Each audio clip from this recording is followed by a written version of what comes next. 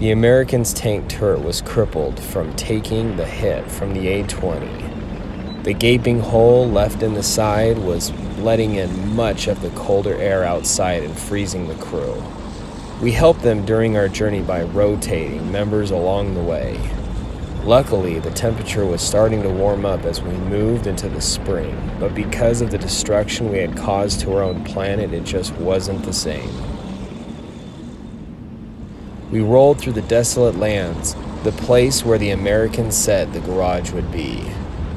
We were nervous as we started to realize we were putting our lives in the hands of what we had claimed to be our new friends during our journey. But could we really trust them? How did we know we weren't going into a trap? The memories of what we had been through and saving each other reassured us of our safety, but this would be the ultimate test.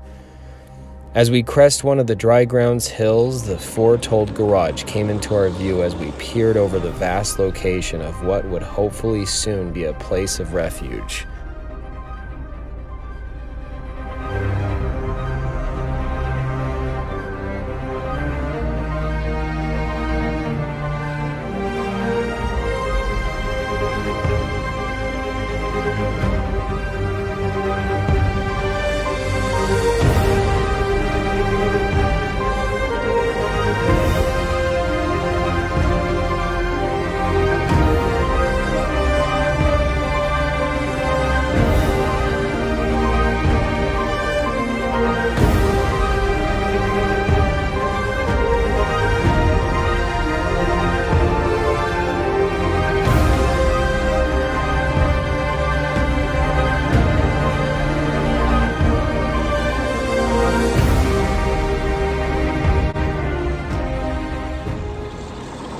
The damaged American tank let us in as we started to enter the guarded perimeter.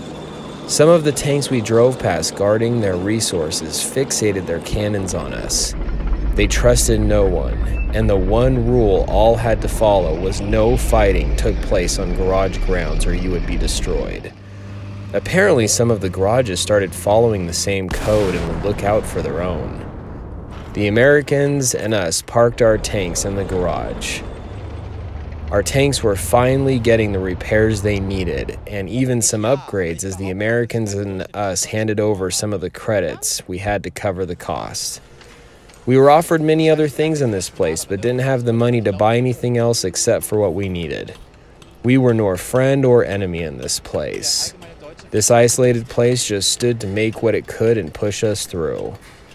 They finished the repairs, and we hopped in our like-new tanks to continue on our way. The garage had no desire to become friends with us or others, but the Americans referred to us as a platoon.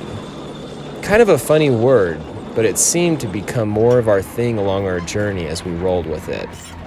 No pun intended. Ready to roll out, the Americans yelled as we made our way out the vast doors. We knew we were back on our own again.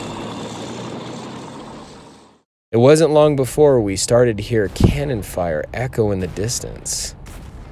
We decided to make our way towards the sound to see where it was coming from. By the time we made our way to a lookout point over where the sound was coming from, we witnessed a scene of destroyed tanks that lay waste over the smoke-covered land, and a few that were still fighting for their survival. We couldn't help but watch the struggle between tanks that were much stronger than ours. A few remaining tanks from one side gave all they had left while firing upon the fierce group of tanks that seemed to be closing in upon them quickly.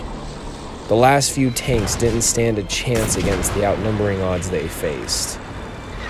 An American Sherman tank tries to move into another position to take cover but gets ripped apart by an overwhelming amount of shots fired upon it from the enemy, causing it to catch fire and explode. A loud cry over a lost friend sounds through the flames and smoke while their friend lays in ruins before them.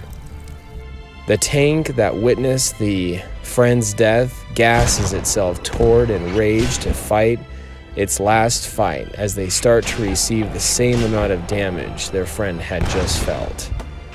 The sound of a shell hits their track, splitting it apart, and leaves them stranded with nowhere else to go but to face their doom. Just before the enemy takes aim to execute them, a stand from their last friend races in front of them and stops to protect them, while yelling for them to get out of the tank and run. A yell of pain and sorrow is heard from the crippled tank as their last friend begins to take the full brunt of the enemy fire. They too burst into flames and lay before their friend's eyes in ruins. Realizing the last tank has nothing to lose, they take aim once more and fire at the enemy, just as themselves too get ripped apart by other merciless waves of shells, bringing the last tank to silence as well. We watched in horror as the other group starts to roll away as if nothing happened. We moved down through the wreckage to see if there were any survivors and to stay alert of any danger that might still be lurking nearby. The sound of a faint screeching metal was heard through the smoke ahead as we went to see where it was coming from. An almost completely beaten down Russian tank made its way out from the cold flowing river and had stopped. As it was mainly destroyed, it didn't create a threat for us, and we decided to approach it. A partially wounded crew began to crawl out of the wreckage as we stopped next to them to find out what happened. In shock, we saw it was another family like our own, our small German one. Luckily, one of our family members knew some Russian and was able to talk to them. Apparently, their group got destroyed from an evil new clan known as the Black Plague. That's one goal is to restore a corrupt government that once existed before the fall and force everyone upon their will as once before. It was foreign to know that such a thing existed so soon after the fall, especially a clan since there was so much distrust.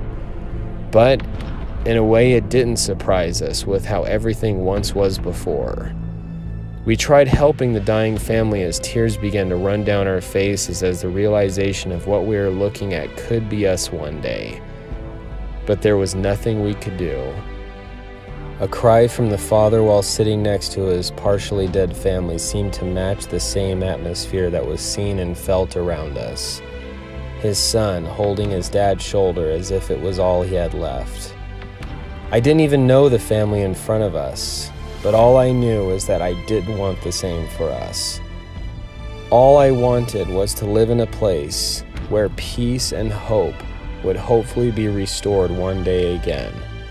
But how would it ever be possible in a current war-torn apart world of chaos, power, fighting, and control?